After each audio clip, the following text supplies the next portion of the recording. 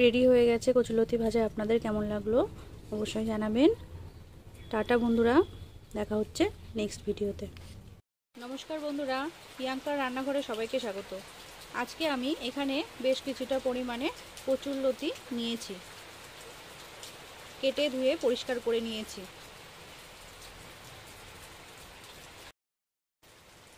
এবার এটাকে সেদ্ধ করে নেব। জলটা একটু গরম হলে এর মধ্যে কচুরলতিগুলো দিয়ে দিয়েছি, দিয়ে এটাকে সিদ্ধ বসিয়েছি। একটু তেঁতুল দিয়ে দিলাম। এবার এটাকে ঢাকা দিয়ে দেবো, দিয়ে হালকা করে একটু সিদ্ধ করে নেব। এখানে কচুরলতির জন্য দুটো সাইজের মিডিয়াম সাইজের পেঁয়াজ কেটে নিয়েছি, কিছুটা রসুন আর নিয়েছি কাঁচা লঙ্কা। রসুনগুলোকে একটু থেতো করে নেব। আর এখানে কিছুটা চিংড়ি মাছ নিয়েছি, কেটে ধুয়ে পরিষ্কার করে নিয়েছি। 7 মিনিট পর আমি ঢাকনাটা খুব সিদ্ধ হয়ে গেছে। খুব বেশি সিদ্ধ করলে হবে না, জল ঝরিয়ে নেব। কড়াই গরম হয়ে গেছে। এখন কড়াইয়ের মধ্যে আমি একটু সর্ষের তেল দিয়ে দিলাম। তেল গরম হয়ে গেছে, ফোড়নে দুটো শুকনো লঙ্কা দিয়ে দিলাম। কেটে রাখা পেঁয়াজ কুচিগুলো দিয়ে দেবো।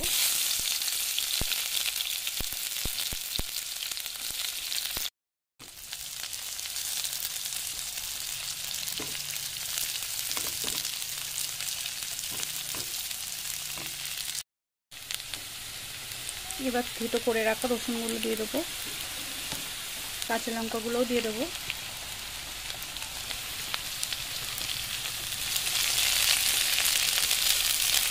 দিয়ে এগুলোকে নাড়াচাড়া করে ভালো করে ভেজে নেব।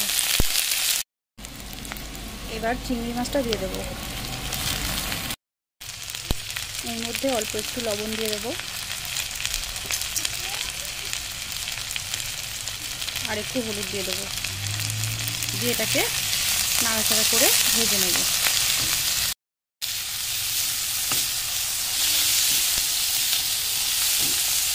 এবার এর মধ্যে সিদ্ধ করে রাখা কচুরলতিগুলো দিয়ে দেবো।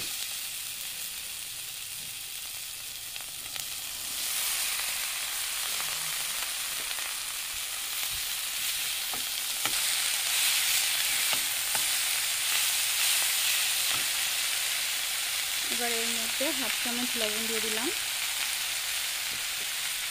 চামচ হলুদ দিয়ে দিলাম,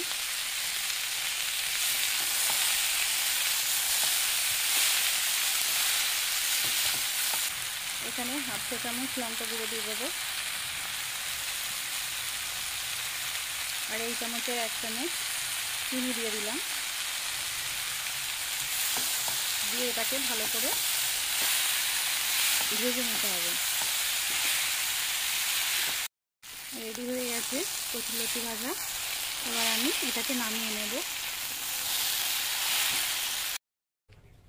রেডি হয়ে গেছে কচুরলতি ভাজা। আপনাদের কেমন লাগলো অবশ্যই জানাবেন।